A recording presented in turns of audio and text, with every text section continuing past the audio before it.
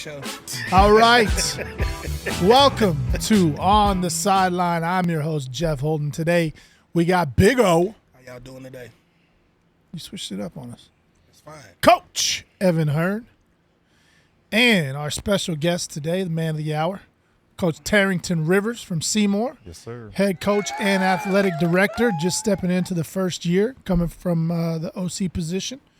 For those of you, or for the people that may not know who you are, just go ahead and give yourself a quick introduction and where you're from, what you're all about. Yeah, man. So I grew up in Seymour. So me and my wife just made the jump a couple years ago. Like, finally decided it was time to get back home, and then the OC job kind of worked out in my favor, where Coach Lloyd brought me on. We got to do that. We had a great time. Worked together really well. Then Coach Lloyd decided to move on this year, and I get to step into the big boy shoes now, I guess, kind of run the ship. But I'm super proud to be back. I was there. I hate to say Seymour's golden days, but that's kind of what it was, and I'm excited to push it back that direction again. When you say golden days, everybody has those moments and those times. I was a part of the golden days at Everman. That's why I wore my purple today. Yeah. I knew, Coach Corney was going to stay. The E-block. Yeah. See, he know. Yeah. I ain't even got to say nothing. Yeah. He already know. Boy, we from the city view now. The E-block. He already know what I'm talking about. All right, but what I was saying is let's talk a little bit about the history of what you're trying to implement back in the Seymour, kind of some of the things that when you were growing up, the history of the things that you want to see this group of young people be able to experience. Seymour football history went 50 years with just a couple of playoff appearances, really, maybe a few more. It's not a lot. Made a deep run in the 50s one time. Late 2000s or late 90s, early 2000s had a good run that ended up losing to Salina. When you think now, you look at basically their big 4A Salina, and you look at Little Seymour, and you're like, how did that ever happen? But that, and then in 07, when you look at the state championship run, fall to Alto and their three-peat. And then after that, we had a 6-year span where it was really, you're winning multiple playoff games a year, competing for district championship every year. And then ever since then, you've had good runs, maybe not as many playoff wins, but, you've been in the conversation of winning district championship. And, last year the expectation kind of was to do that again. It didn't happen. And, what I always tell the guys is, like, you have to respect every opponent. But when I played at Seymour, I don't remember ever thinking losing was a possibility. We lost a lot of games. We never went undefeated. But when we walked on the field every Friday night, I expected to win the game. Mm-hmm. And that didn't mean I looked over anybody, but that was just the confidence that we played with. And I try to get those guys to play with that again. Yes, sir. So what was you said some of the golden years, what was your time frame? Or when exactly did you play? So I was a freshman the 07 year, and then I graduated. We played 2010 was my last football season. Okay. So, yeah. Very cool. So 07 is when Seymour went to state, right? Yeah, I went to state. Yeah, and lost to Alto, right? Yes, sir. So I guess my next question for you is coming in as into a role. It's new to you being an AD, being a head coach, and I think a lot of people don't realize as being an athletic director, the logistics that goes along with that. You're not no longer just coaching. You're managing budgets, you're doing different things, and you're also the athletic director for a program, not just football, but you're handling girls sports, boys sports, and so how is that role since you've been into it? How what type of adjustment have you had to make to be in that role?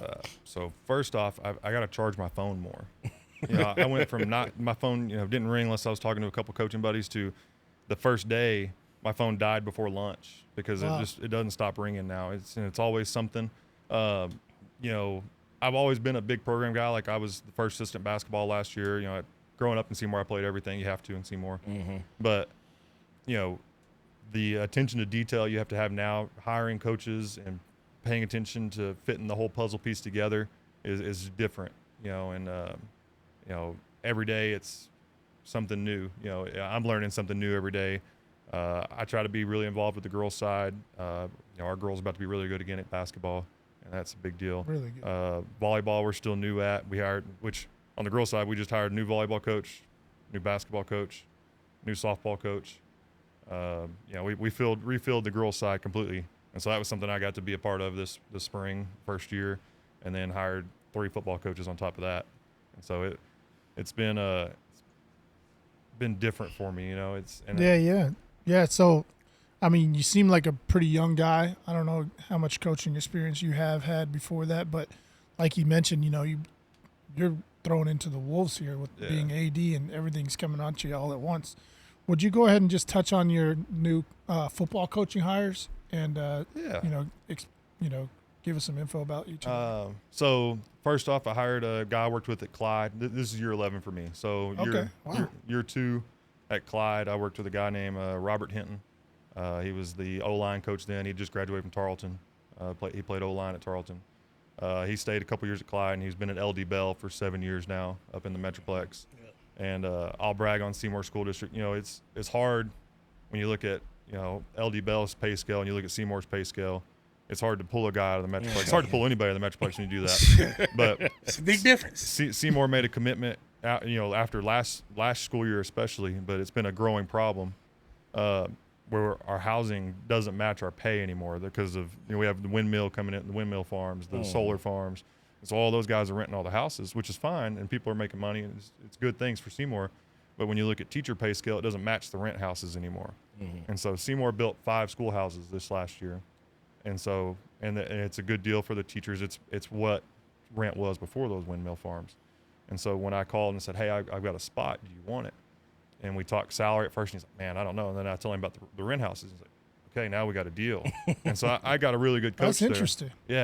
Yeah, and it's a big deal, and Seymour made a good commitment to that. And I think it's going to be really positive going forward. And we got smart. We got a lot of good candidates out of all the positions we had open because of that. So I pulled Robert out of Coach Hinton out of LD Bell.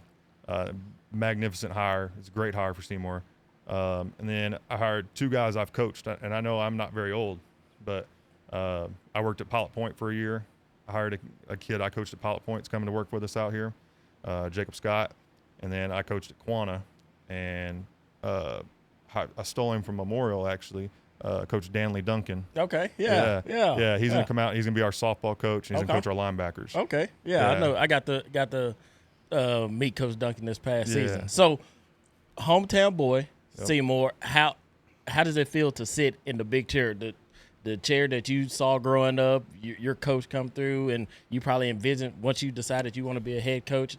How does it feel to finally be sitting in that chair? It really is a dream come true, and I don't know if everybody else feels this way when they go out and become a coach, but I always wanted to come back. I'm glad I waited. I waited 10 years before I came back, and I got to go learn new things, see different things, learn different ways to do it, and that was really, really good. But I'm really, really glad to be back, and it's exciting. Regardless of all the, everybody always says, you don't want to go home and work, you don't want to go home and work. Like, no, I really do. Yeah. Regardless of whatever happens going forward, I think good things are going to happen, and that's why I'm back. So do you? I know you have your wife. Is your wife a Seymour? Is she born and raised in Seymour as well? No, my wife's actually from Minneapolis, Minnesota. Oh, okay, wow. Yeah. So she'll be okay. And then It's a lot warmer. yeah, she'll be all right. Yeah. And then do you and your wife have any children? Yeah, we've got 3 boys. I've got one. man. Yeah, I've got one that'll be a 5th grader this year. One that'll be a 1st grader, and then we have a 1-year-old. Okay. So definitely good way, good roots. Seymour, you made a good investment because you got 3 solid young men coming up in the pipeline coming up. So Coach, let's talk a little bit about last year's football season. As you said, it didn't go the way you guys wanted it to go. There's never any excuses in a football season, but where do you think? Or I hate to say it like this, but where was the slippage of where? Because we all had Seymour picked to do really, really good this year, and I think everybody across the state had it as well. So where do you feel like the season kind of got a little bit away from you guys? So, like we talked about before we started, we were really young up front last year. We started really 5 guys on the O-line that had never played O-line at a varsity level. And you go take that with what we were as a true air raid passing game, drop back passing game, and it's hard when those 5 young guys up front. So you do that, and then, like you said, no excuses. The injury bug got us big time. Yeah, it tore us up, and so those 2 things combined, which speaking of the line, that's going to be our strength this year. We bring most of those guys back, and then the rotational guys that rotated in with them are all back. And so now we take a weakness and it becomes a strength. And so that's going to be a big deal for us going forward. Yeah, I do remember the injury bug got you guys pretty bad. That's always you hate for it, obviously, but part of the game. Not something you really plan for, but it is part of the game. If you could just tell us how. I mean, we know how your season went, but how was your season record last year, and then any changes or anything moving into this year? Okay. Yeah, we went 3-7 last year.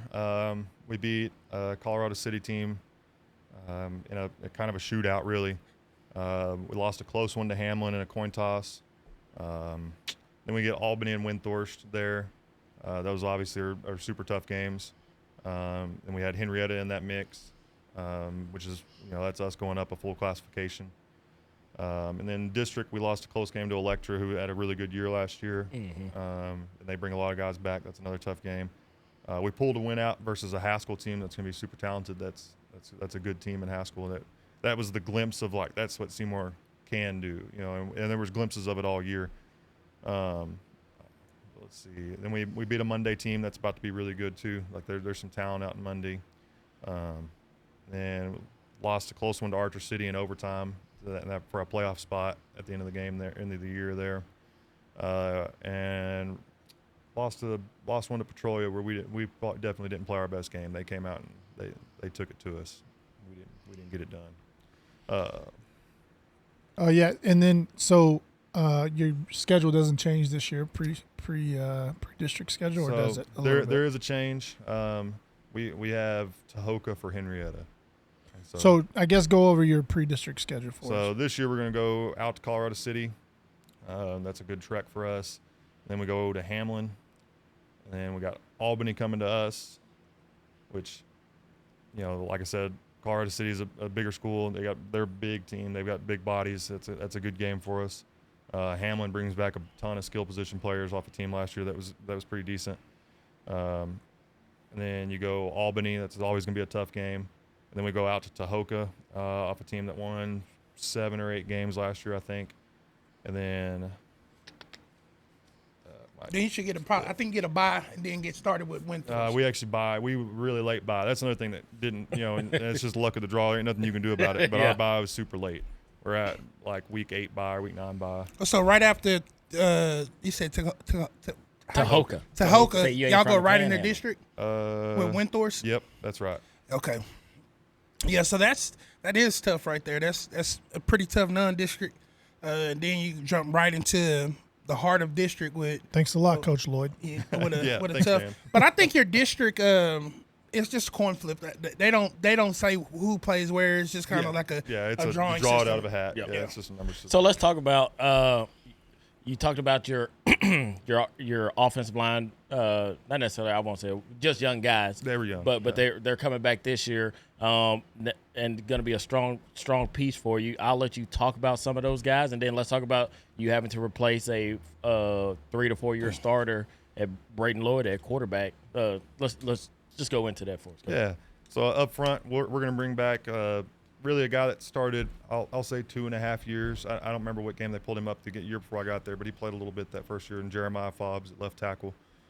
He's kind of our vocal leader on both sides of the ball. He's probably going to have a defensive position change to match that, kind of give him a little bit bigger role vocally there. And then you'll have a sophomore. There's 2 that are battling out in Kyler Bruce and Sam Silva at left guard. Those are probably going to be the 2 that are there. And both of them got some varsity run as freshmen last year. And so we had 5 freshmen get on the field last year for us, and probably 8 sophomores. And so when I say we were young, we were super young last year. You're going to bring back a starter in Aiden Lamel on the O-line at center, and he's going to be a vocal leader for us. He does a good job. He'd be a good player, and he's going to play a lot more on defense this year than what he played last year. And then you have another starter returning at right guard, and Callan Chisholm is a big frame for us. Good football player. It's going to play a lot on both sides of the ball.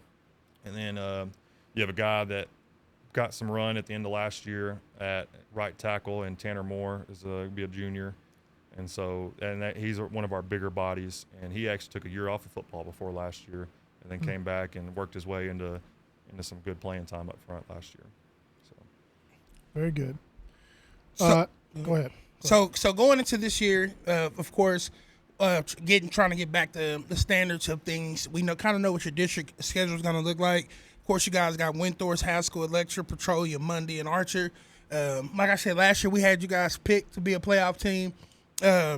What are you doing now? How are you guys encouraging, motivating the kids to let's get back to what we're used to? So what's kind of like the voice in the locker room right now, trying to get these kids pumped and excited about taking it one day at a time, one game at a time, but ultimately making sure that we do have a goal of getting back into the playoffs this year, because once you're in the dance, anything can happen.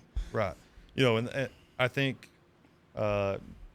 success is relative, but Seymour got used to being a top 2 team in the district most years, and it got a little comfortable maybe even.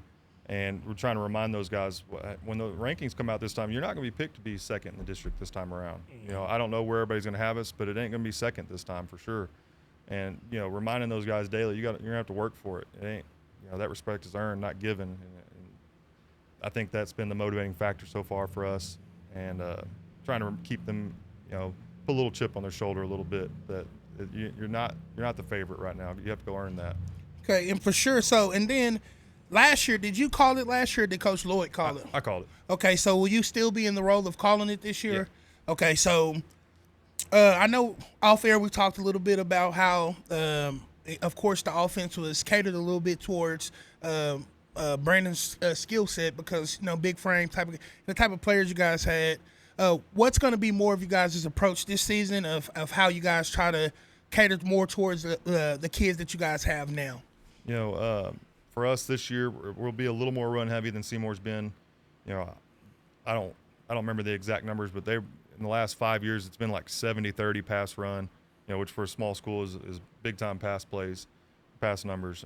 But they had the guy, you were doing that with. Yeah, I think when we would see the numbers, the stat line before district, and maybe after, I think you guys had like at least three receivers with like 30, top 10, the top 10 for receptions and yards. Yeah, and so we're still gonna be really good at receiver. They're younger guys. I think at least 3 of the 4 got decent playing time last year. None of them were starters at the receiver spots, but they got playing time. And so we're going to be all right there. We're going to throw the ball still, but we're probably have 2 guys in the backfield, quarterback, running back. They're going to tote the rock a lot. And with the strength being the offensive line up front, we're going to probably try to take advantage of that. Yeah, that'll be good for you. And we talked before the show, but go ahead and give us a little bit of information about who is the next quarterback for Seymour. We got 2 guys that are taking the majority of the reps in the summer, and did it all through 7-on-7, and that's Avery Parrish and Jackson Carrington. And, they both know whichever one's not the quarterback's going to be the running back, and they've got to keep that relationship tight. But I want them to battle for it. I want them to make sure we're fighting for that spot, and they kind of get that. It's been good. And you mentioned summer, this summer. What's you guys' summer attendance like for summer workouts and stuff like that? Is it something to be excited about, or some programs still have issues with summertime, but how's y'all summer going? So we'll have 42 to 44 boys in the football program next year, and we've got 30 plus showing up every day for workouts at the high school. So that's a pretty good percentage. Yeah. Obviously you want 100%, but as small town guys, I've got guys that'll come on one day and then the rain stopped and now they're getting to go on the wheat harvest, or whatever. And so church camps, everything else. But when you get 30 guys in your high school football program for us that are showing up every day, that's big numbers. That's good. And that's something we've never had trouble with in Seymour is the kids work hard and they show up and work hard. So that seemed to be like the number one thing we hear from all of the smaller towns. I wish some of the kids that are in the bigger towns can adopt that as far as the work. Coach Carney talked about it in Munster. You're here saying it in Seymour. Windthorst's coaches say it. It seems to be that these smaller communities the standard. I hate to say it like that, but the standard of what hard work is. So shout out to the people in Seymour for holding your kids accountable and allowing them. I call it allowing them to be coach tough and coach hard. So coach, That's parenting. yeah. So is your DC from last year still in Seymour? Your defensive coordinator? No. So Coach Lloyd called the defense last year. Okay. And was the DC, and so he's in Roscoe now. But we hired Coach Hinton, and he's going to call the defense for us this year. Okay, from a scheme standpoint, is anything changing from, without giving away too much, because teams need to be caught off, Yeah. need to be caught off guard. Yeah. But from a scheme standpoint, are you guys putting some wrinkles and changing up some things? Or are you guys kind of going to keep your identity? How is that going to look? It'll probably, I hate to say completely different, but it's going to be probably completely different. Like I said, we go from last year being super young up front to now that's kind of our strength. So the defensive scheme is going to cater to that a little bit, I think. Okay, because I was talking to a guy the other day, and we were talking about different types of D linemen. You have and different defensive philosophy. Are you guys going to be more of an attack defense, or are you guys going to be more of a read type defense? It'll be more of a read type defense. Okay. Yeah. All right. So the question I have for you is, you mentioned you're from Seymour. You mentioned the kids work hard in Seymour. So let's just talk about, once again, you being in the big chair. What is the community of Seymour? How have they been for you as you've gotten to be the AD? And just tell the people about Seymour in general. I think the overall tone has been super excited. I didn't graduate that long ago that most, there's not very many teachers left up there that were my teachers, but the town's kind of excited. They were ready to take a next step, and it's been a warm welcome. It's been exciting, and Coach Lloyd was loved in Seymour. There's a lot of people that are super devastated. That guy's easy to like. He does a lot of good things, and so I have some kids that are still not, they're still upset. And that's part of it. That dude was here for 11 years. He was here just as long as I was gone almost, and so it was big shoes to fill there, relationship wise. And but overall, the town seems excited. When I go to the gas station, people are talking to me about it, and they're saying how their kids are talking about how hard they're working up the hill, and it's been good. Well, the good part about that is with Coach Lloyd being a guy that was respected, he hired you, so that speaks volumes to the type of person you are and your character. Because a person that they value hired you, so that in itself should be able to give the people of Seymour some reassurance. And then it's nothing like getting a hometown kid who understands what it means to be a Seymour Panther to come in and be able to do some great things.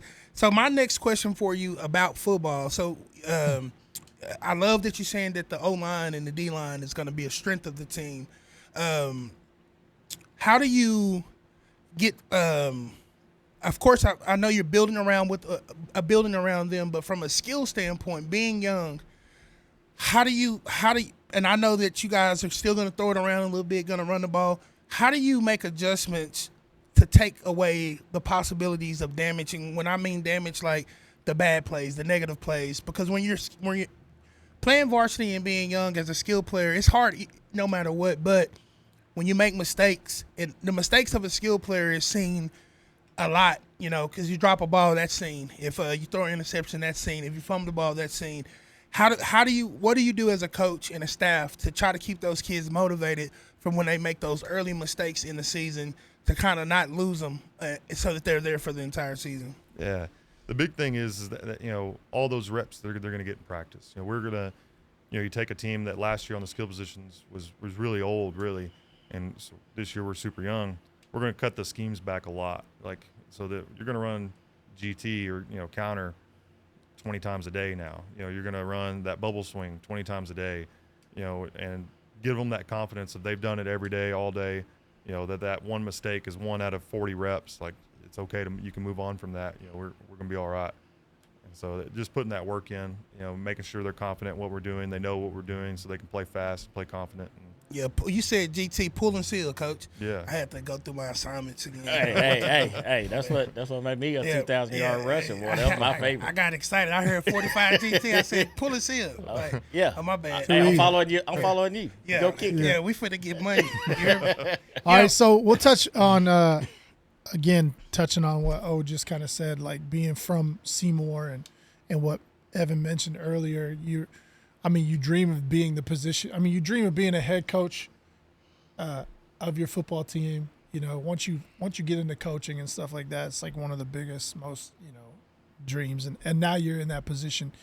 What I think you said you moved into Seymour last year, right? Yeah, two years now. Yeah. Okay. So what has Seymour meant to you and your family now that you've moved back? And then, like you mentioned, the little stuff like seeing people at the gas station and stuff, like moving forward. And now that you're in the big seat, how do you think that's going to change? Man, so everywhere I've ever been, I've always bragged about Seymour. You know, like I said, when I was there, we wanted a lot of games and everything.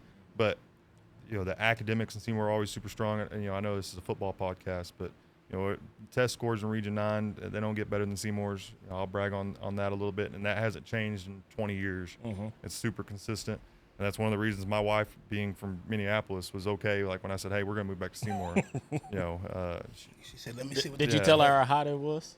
No, well, she's been down. We've been. You were in the So she went to Tech with me for a little bit. Okay. And so we've been together. We have our 10-year anniversary this year in about a week, 2 weeks. You better make sure you're right. Yeah. Hey, he got that AD money. Yeah. No, she does better than me still. It's okay. I'm second fiddle there. But it's been my kids seeing, it's so different. I was up in DFW. My kids say, "Hey, can I go down the street and play with, whoever, another friend?" And now it's like, "Yeah, come back when the sun goes down." Yeah, and they're having a blast. They have so many friends, and it's been so good. And I that's Seymour's been great all the way for that. It always has been. That hasn't changed. So are your parents in Seymour? Yeah, my parents are still in Seymour. My mom's a Seymour lady. Most of my family still lives in Seymour.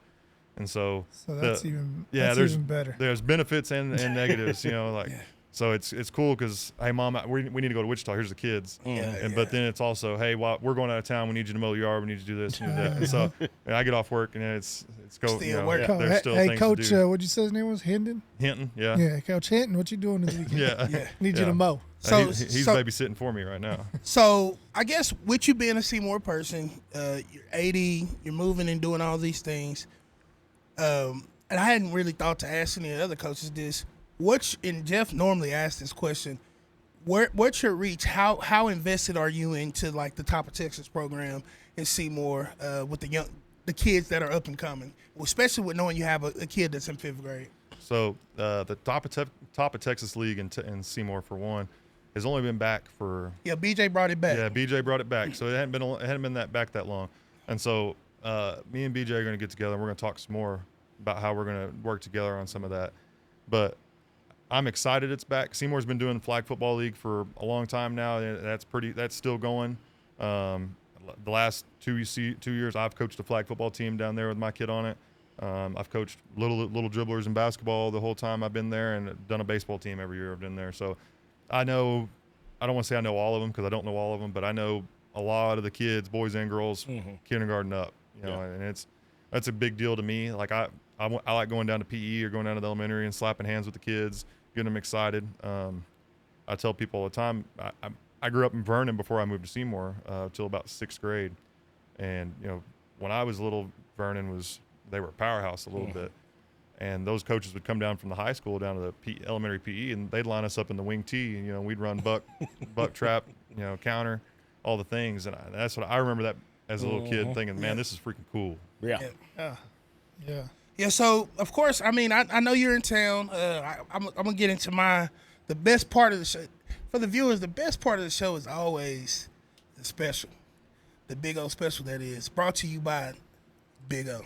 I just made my own commercial, bro. I was wondering who you was gonna put on that. You know what I'm saying? Yeah. So we know what Coach Lloyd said last year. So I'm gonna get your take on it. We were talking before the show a little bit. I think him and his wife are gonna go out to eat. So I'm good gonna idea. Yeah. no, I'm gonna ask Jeff and Coach Hearn Uh-huh. what their choices would be, and I'll tell you good or no for that. So first part of it is what's your favorite place to eat at in Seymour? Man, it depends on what we're doing. We got so many good places to eat. That's the first thing when I bring coaches in and I show them Seymour, they think 2AD2, they don't think there's a town there. Seymour's got a little bit of a town to it because it's 40 miles from everything. Yeah. So we've got, if you want a steak, we've got two places in the Rusty Spur and the Long Branch that are both really good.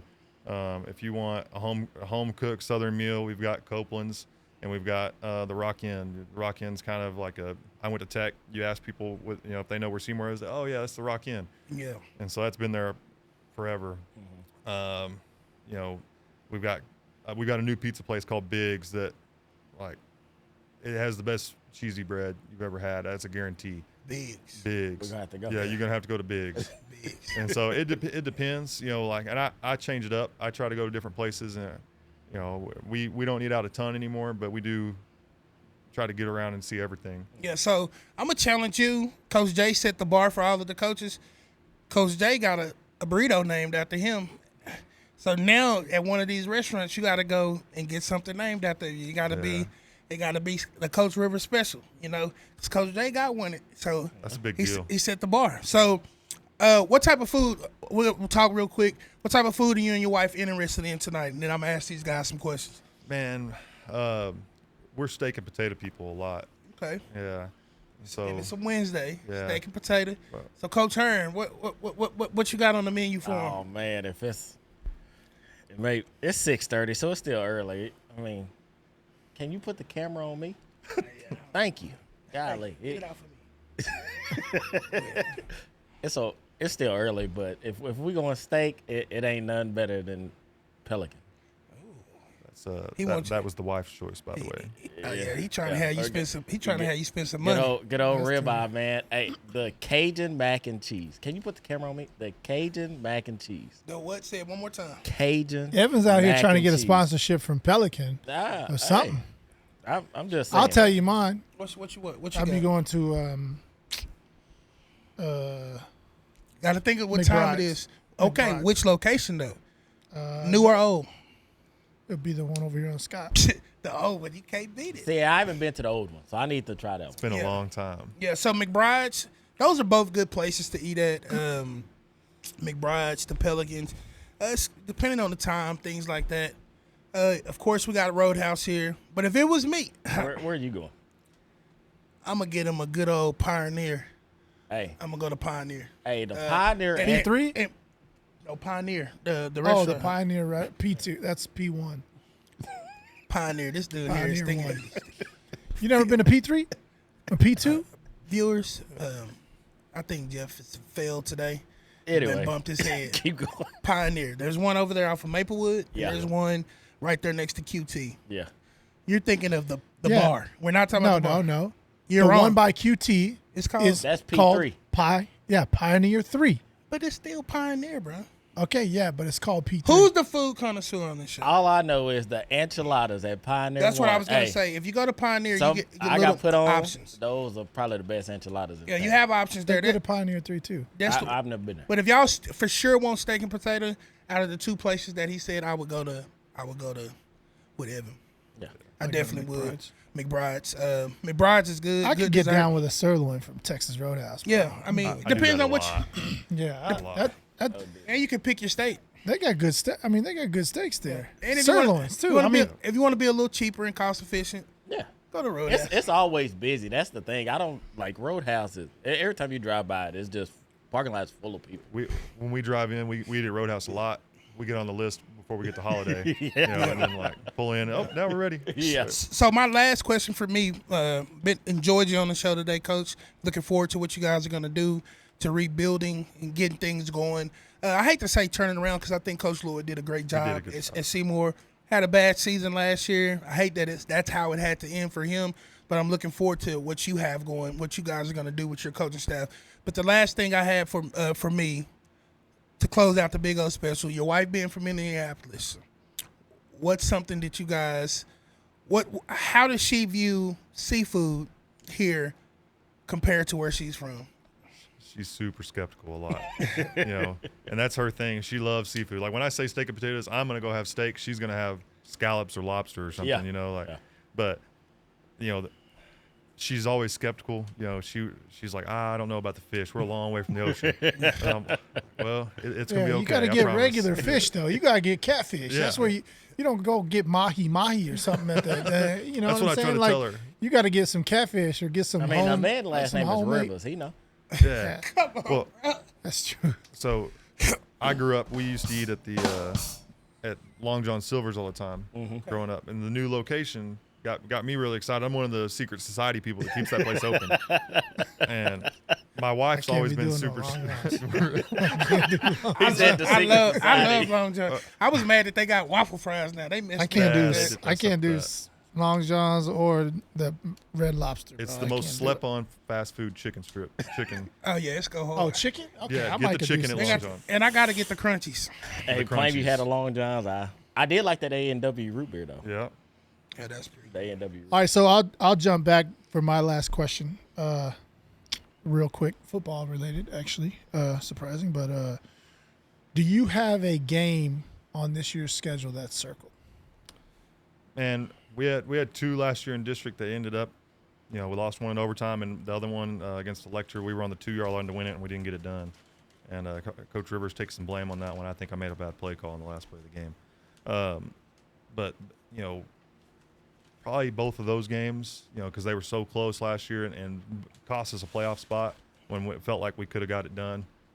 Those are two that this year is we've got to find a way, you know, and that's kind of been the message already. We need to find You a said way to get that Electra done. and Archer. Archer. Okay.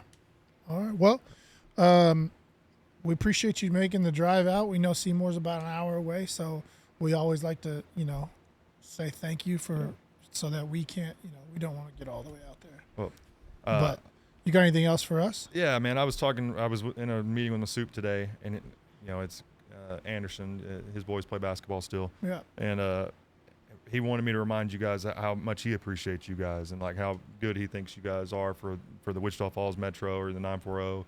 And it's a big deal, and thank you guys for what you do. Yes, sir. All right. Well, appreciate it. We appreciate the kind words. We're looking forward to football this season. I know you are. And we wish you the best of luck this year. And if you need anything from us, let us know. Awesome. Thanks, guys. Thank you. Take care.